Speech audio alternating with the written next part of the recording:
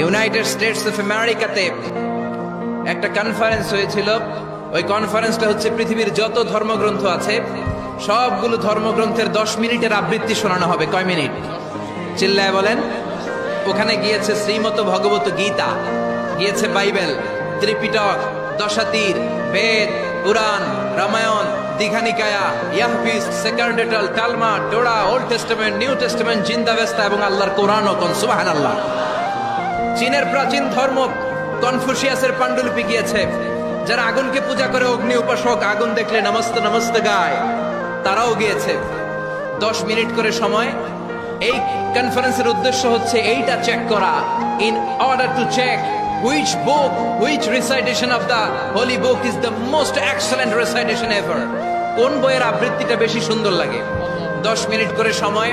সব ধর্মের ধর্মীয় কিতাবের শায়েকরা, গুরুরা, ধর্মনানকরা আর ফাদাররা আর কারীরা বসেছে। বিচারকের সামনে 2টা বাটন, একটা গ্রিন বাটন, একটা রেড বাটন, একটা সবুজ বাতি, একটা লাল বাতি। আবৃত্তির সময় 10 মিনিট। চিল্লায় বলেন কয় মিনিট? সবুজ বাতিতে চাপ দিলে আবৃত্তি শুরু, রেড বাটনে চাপলে আবৃত্তি শেষ। প্রথমে ডাকা হয়েছে শ্রীমত ভগবত গীতা। 10 মিনিটের জন্য যে পড়তে শুরু করেছে, ওম নমো ভগবতী বাসুদেবায়। 10 মিনিট পড়েছে। পড়ার পরে বিচারক রেড বাটনে প্রেস করেছে, সময় শেষ, নেমে গিয়েছে। এরপরে ডাকা হয়েছে ত্রিপিটক, বিনয় পিটক, শাম পিটক, অভিধর্ম পিটক মিলে 3টা পিটক। এটা বৌদ্ধ ভাইদের কিতাব। এরা বলে ওম শান্তি, ওম শান্তি। আসলে মিয়ানমারে ওরা যা করছে ওদের বলা দরকার ওম অশান্তি, ওম অশান্তি। ওরা বুদ্ধাং শরণং গচ্ছামি, ধাম্মাং শরণং গচ্ছামি পড়তে পড়তে 10 মিনিট শেষ, চলে গেল। এরপরে ডাকা হলো দশাতীর, দশাতীরের ওরাও পড়লো। এরপরে ডাকা হলো গ্রন্থ সাহেব, পড়লো। জিন্দাবেস্তা পড়লো 10 মিনিট। এরপরে ডাকা হলো ভ্যাটিকান সিটির পোপকে। গত মাসে পোপ আসছিল না? এই পোপের আগের পোপ, তাকে ডাকা হলো to recite the Holi Bible for 10 minutes. 10 মিনিটের জন্য বাইবেল পড়তে আসেন। উনি এসে ওনাদের বাইবেল পড়ে গেল 10 মিনিটের জন্য। ওনার বাড়ি হচ্ছে ভ্যাটিকান সিটিতে, ইটালির রোমের মাঝখানে স্বায়ত্তশাসিত একটা আলাদা দেশ আছে। ওইখানে শুধু পোপরা থাকে, যারা বিএটি না করে খ্রিস্টানদের ফাদার, প্রোটেস্টান্ট, অর্থোডক্স আর রোমান ক্যাথলিক, ওরা সেইখানে রাজ্য স্থাপন করেছে। গোটা বিশ্বের খ্রিস্ট ধর্মকে তারা চালায়। তারা 10 মিনিট সব ধর্ম গ্রন্থের আবৃত্তি এবং তেলাওয়াতের পরে সর্বশেষে মুসলমানদের ধর্মগ্রন্থ কোরআন আবৃত্তি করার জন্য ডাকা হয়েছে। এসেছে মিশরের কারি Abdul Basit ibn Abdus Samad. যারা ওনার তেলাওয়াত শুনেছেন দেখবেন উনি তেলাওয়াত করে আবার সময় নেয়, আধা মিনিট শ্বাস নেয়, আবার লম্বা দম নিয়ে তাল লয় নিয়ে টান দেয়, আবার পেছন থেকে টান দেয়। তাকে ডাকা হলো now the representative of Muslim community Abdul Basit ibn Abdus Samad will now recite the holy book Quran for 10 minutes. মিশর থেকে আসা মুসলিম জাতির প্রতিনিধি তাদের ধর্মগ্রন্থ কোরআন নিয়ে এবার 10 মিনিট তেলাওয়াত করবে। কয় মিনিট? উনি দাড়ি রাখেন না, ক্লিন শেভ, পাতলা একটা চাদর আর জুব্বা পরে চলে এসেছে মাইকের সামনে। এসে আউযু বিল্লাহি মিনাশ শাইতানির রাজীম বলে টান দিয়েছে। সময় কয় মিনিট? উনি সূরা ফাতিহা পড়তে সময় নিয়ে নিয়েছে 13 মিনিট। শ্রীমত ভগবত গীতাওয়ালারা হাততালি দেয়, সময় শেষ, কোরআন গেছে। কিন্তু কি আজীব তামাশা, বিচারক তো লাল বাতি চাপে না।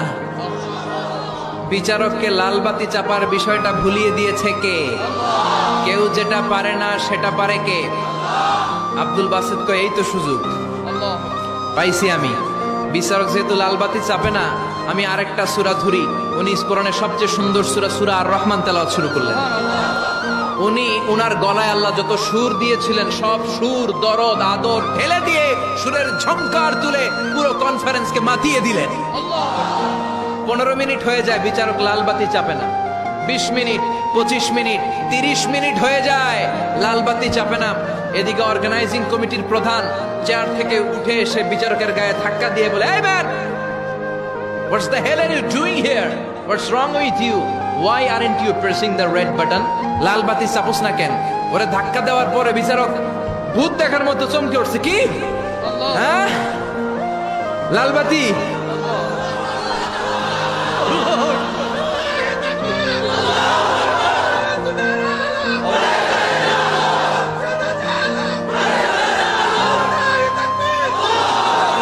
অর্গানাইজিং কমিটির চেয়ারম্যান যখন ধাক্কা দিছে, why aren't you pressing the red button, তুমি লাল বাতি চাপো না কেন? ভিমড়ি খেয়ে ওর সালাপ দিয়ে কি, হ্যাঁ লাল বাতি নীল বাতি, কোন বাতি কোন বাতি? হুশ নাই, ওর হুশ নিয়ে গেছে কে? আবার যখন আব্দুল বাসেদের তেলাওয়াতের দিকে তাকায় আবার বেহুশ। না পেরে বিচারক দাঁড়িয়ে বলে, ও Abdul Basit ibn Abdul Samad, come from Egypt, there is no time limits for you, recite as much as you wish. O Abdul Based, আজকের এই প্রতিযোগিতায় তোর জন্য তেলাওয়াতের কোনো সময় নাই, তোর যত মনে চায় তুই পড়ে যা।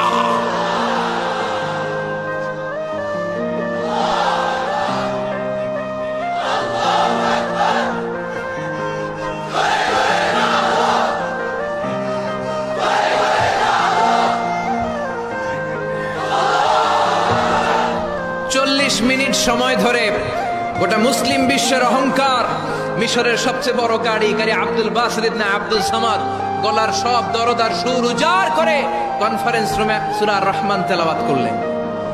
কনফারেন্স শেষ হলো, ওই বিচারকের বিরুদ্ধে মামলা হলো তিনটা। কয়টা? যেহেতু আন্তর্জাতিক কম্পিটিশন, আন্তর্জাতিক আদালতে মামলা, সুইজারল্যান্ডের দি হেগে মামলা। হ্যান্ডকাফ পরিয়ে বিচারককে নেওয়া হয়েছে। মাননীয় আদালত বলে, why made you partiality between the books? You have given to Bible 10 minutes. You have given to Srimata Bhagavata Gita 10 minutes. You have given to Tripitaka 10 minutes. Why have you given extra 30 minutes for Quran? সব ধর্মগ্রন্থরে 10 minute দেওয়ার কথা, বাইবেলরে দিলি 10, শ্রীমত ভগবত গীতারে দিলি 10, ত্রিপিটকরে 10, কোরআনরে অতিরিক্ত 30 minute, মানে আগের 10 আর 30 minute 40 minute দিলি কেন? বিচারক বলে, অনারেবল জাজ, I have a humble question to you. মাননীয় আদালত, আমার একটা বিনয়ের প্রশ্ন আছে। আদালত তো টাসকি খেয়ে গেছে, কিরে আমার এবার প্রশ্ন করে কেন? বিচারক বলে, আমার প্রশ্ন হচ্ছে, বিচারক তো আমি নিজে হই নাই, জাজ তো আমারে আপনারাই বানাইছেন। আমি তো ওদেরকে 10 মিনিট দিছি, ঠিক কি না? আমি তো বাইবেলের 10 মিনিট দিয়েছি। এর কারণ, যখন বাইবেল পড়তে এসেছে আমার হুশ আছে, আমার সময়ের জ্ঞান আছে, আমি সময়ের টাইম ধরে বসে আছি, আমার হিতাহিত জ্ঞান আছে, আমার নার্ভাস সিস্টেম ওকে। 10 মিনিট শেষ, আমি রেড বাটনে চেপেছি, উনি নেমে গিয়েছে, বাইবেলকে ডেকেছি, বাইবেল শেষ, শ্রীমত ভগবত গীতাকে ডেকেছি, গীতা শেষ, ত্রিপিটককে ডেকেছি। কিন্তু এই মিশরের কারি আব্দুল বাসেদ জুব্বা একটা পরে কোরআনটা হাতে নিয়ে মাইকের সামনে এসে কি যে বলে একটা টান দিল, ওই টান দেওয়ার সাথে সাথে আর আমার হুঁশ নাই। আমি কি সাগরের উপর, নাকি মহাশূন্যে, নাকি জমিনের অতল গহ্বরে? আমি কোথায় বসে আছি, আমি কোথায় দাঁড়িয়ে আছি, আমি নিজেই জানি না। আমার সময়ের কোনো জ্ঞান নাই, আমার হিতাহিত বুদ্ধি নাই, আমার নার্ভাস সিস্টেম ফল ডাউন করেছে, আমার শরীরে ভাইব্রেশন শুরু হয়েছে, কাঁপুনি শুরু হয়েছে। মাননীয় আদালত, যখন একটা মানুষের হিতাহিত জ্ঞান থাকে না, যখন একটা মানুষের সময়ে কোনো বিবেক বুদ্ধি থাকে না, যখন কারো নার্ভাস সিস্টেম ফল ডাউন করে, কি এক মন্ত্র সে পড়তে শুরু করলো, আমার হুঁশ সে কেড়ে নিল, আমি কিছুই বুঝতে পারছি না। যখন আমি আমার সাথে নাই, যখন আমার হুঁশ নাই, যখন আমার নার্ভাস সিস্টেম ফল ডাউন করেছে, এরকম একটা পরিস্থিতিতে যখন আমি medically unfit, how can I press the red button? You answer me. কেমন করে আমি লাল বাতি চাপবো তুমি বলো? প্রিয় ভাইয়েরা, আপনারা যারা আইন নিয়ে পড়াশোনা করেন তারা জানেন, কেউ যদি মেডিকেলি আনফিট থাকে তার কোনো বিচার হয় না, ঠিক কিনা? পাগল খুন করলেও বিচার নাই, ঠিক কিনা? সে কোরআনকে অতিরিক্ত সম্মান দেওয়ার কারণে সর্বশেষে এই বিচারকের কোনো বিচারই হয় নাই। বেকসুর খালাসের ব্যবস্থা এই বিচারককে করে দিয়েছে কে? এই জন্য ওই কোরআন ধরতে রাজি আছে মুসলমান, পড়তে রাজি আছে মুসলমান, ওই কোরআনের জন্য মরতে রাজি আছে মুসলমান। অনেক আলোচনা হয়েছে, 3টা কর্মসূচি নিয়ে বিদায় নিতে চাই। কর্মসূচি নাম্বার 1, কোরআন তেলাওয়াত করতে জানতে হবে, রাজি আছেন? যারা জানি না তারা শিখবো। 2 নম্বর কর্মসূচি, মাতৃভাষায় প্রতিদিন কোরআন পড়বো। কোরআনের বঙ্গানুবাদ পাওয়া যায় মোবাইলে, অ্যান্ড্রয়েড সেটে কোরআনের ট্রান্সলেশন পাওয়া যায়, বঙ্গানুবাদ। প্রতিদিন একটা আয়াত হলেও আমরা কোরআনের অর্থ পড়বো। 3 নাম্বার, বাঁচি আর মরি কোরআনের পক্ষে থাকবো, চিল্লা এখন ঠিক কিনা? এই কোরআন আমাদের প্রাণ, এই কোরআন আমাদের জান। এই বাংলার জমিনে কোরআনের আইন চালু হোক, আমরা চাই কি চাই না? যারা কোরআনের বিরুদ্ধে কথা বলবে ওদের সাথে আমাদের কোনো সম্পর্ক। আল কোরআনের বিরুদ্ধে একটা আইনও বানালে ওই আইন আমরা মানবো না, চিল্লায় বলেন ঠিক কিনা? আমরা এই কোরআনকে বুকে ধারণ করতে চাই, রাজি আছো মুসলমান? হাত তুলে আল্লাহর দেখা।